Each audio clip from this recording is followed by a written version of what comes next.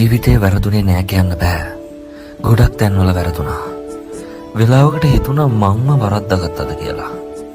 හැබැයි මේ හැම වැරද්දටම හේතුනේ ආදරය. ඔව් මං ආදරේ හෙව්වා. මට නොලැබුණ මට ඕනේ වුණ ඒ ආදරේ මං හැම තැනකම හෙව්වා. හැබැයි කිසිම තැනකදී මං හොයපු ඒ ආදරේ මට හම්බුනේ නෑ. ඒ හැම තැනකදීම උනේ මං අසරණ වෙලා විඳෝප එක විතරයි. හැබැයි මට හම්බුනේ හැමෝටම මම මදි නොකියන්න ආදරේ දුන්නා.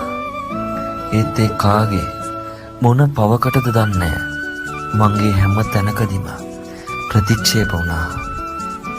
ඉතින් මං ආදරේ හොයන එක නැවැත්තුවා. අද තනියම ජීවිතේ විඳින්න තීරණය කළා. මට හමු වුණ හැමෝම මට ජීවිතේට හොඳ පාඩම් කියලා දුන්නා.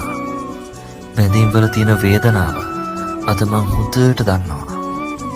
හැබැයි බැඳීම් වල තියෙන එකම වටිනාකම තමයි අපිට බැඳීම් නැතුවත් බෑ ජීවත් වෙන්න.